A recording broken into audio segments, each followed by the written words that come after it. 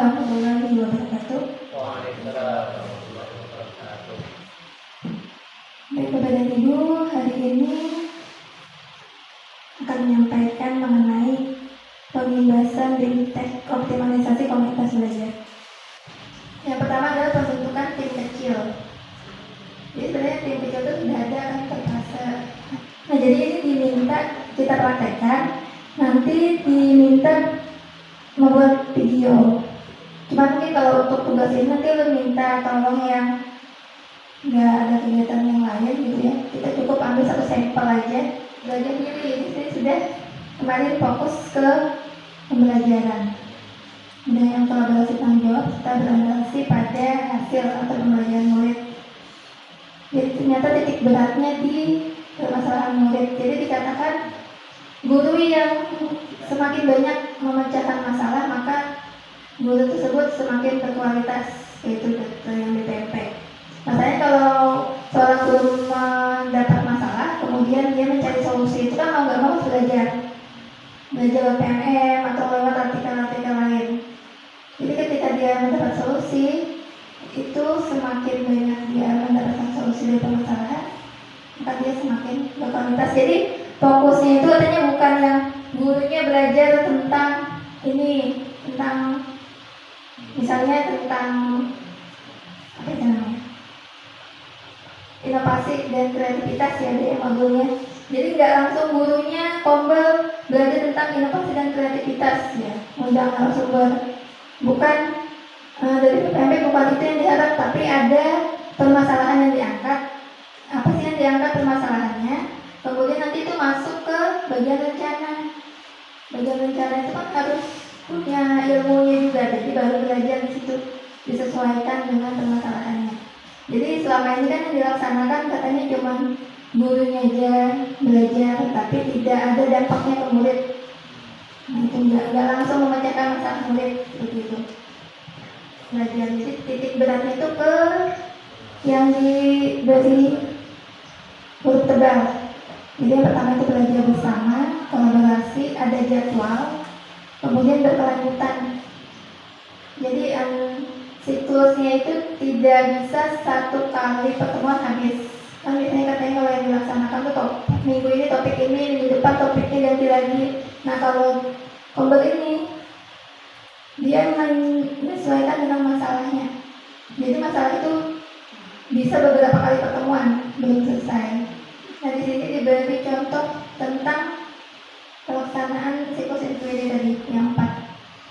Disebut siklus inquiry dalam komunitas belajar. Yang pertama itu refleksi awal. Jadi refleksi awal ini kegiatannya guru misalnya pas kelas 1 dan kelas 2. Nah itu berkumpul. Nah itu nggak harus di ruang kelas, dia bisa misalnya ngobrol di bawah pohon gitu, boleh. Nggak harus resmi sifatnya, nggak harus kaku. Nah yang dibicarakan di refleksi awal itu adalah menyampaikan permasalahan di kelas, dan permasalahan yang kalau untuk hasil belajar, permasalahannya itu mengacu kepada literasi dan numerasi. Lihat itu. Kemudian yang kedua, permasalahan perilaku biasanya. Nah nanti disampaikan dari masing-masing guru apa yang jadi masalah. Literasi misalnya literasinya di kelas 1 sampai mana.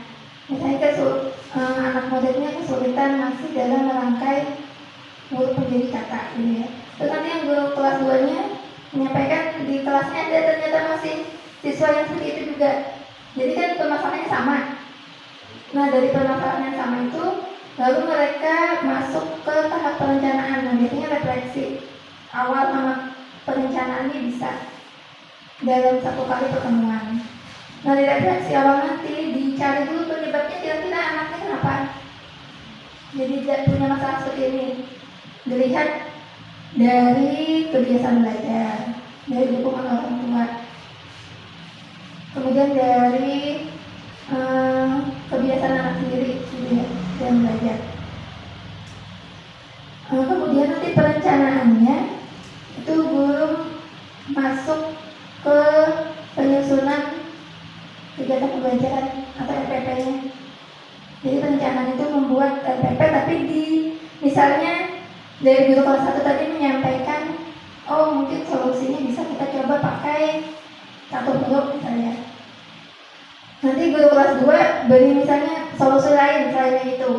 Jadi mana yang mau dicoba, yang mau diterapkan. Nanti dibuat di dalam MPP. Kemudian nanti untuk implementasi pelaksanaan itu dalam waktu 1 minggu atau ditetapkan misalnya waktunya dalam 2 minggu atau seminggu. Nah ini guru itu minta kepada rekannya tadi yang diajak diskusi itu untuk datang ke kelasnya untuk melihat dia mengajar, menerapkan yang direncanakan tadi kayak apa hasilnya. Tapi itu sesudah guru itu melakukan beberapa kali dulu di kelasnya tanpa diobservasi. Nanti kalau dia tahu sudah siap, nah baru temannya diundang masuk ke kelas observasi. Nanti tahap evaluasi ini nanti disampaikan hasilnya, baik dari guru itu sendiri menyampaikan, oh saya tadi merasa seperti ini, misalnya keberhasilannya di mana, saya masih ada kekurangannya di mana. Kemudian temannya yang observer tadi menyampaikan juga hasil pengamatannya. Kita coba lihat videonya ya, contoh pelaksanaan.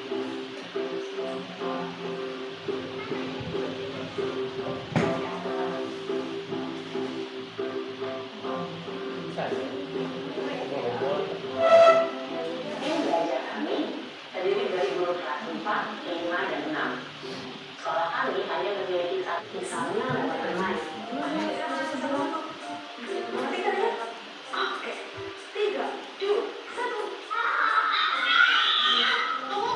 Untuk memperkaya hasil temuan penggunaan strategi ini, saya juga mengajak Nina untuk mengamati bersama di belakang kita para.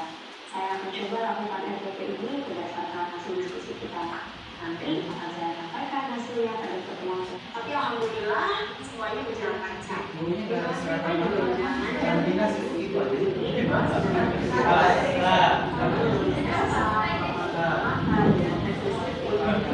Kalau cukupkan sampai sini, sampai Ibu. Untuk masih waktunya. Ada habis dan Wassalamualaikum warahmatullahi wabarakatuh.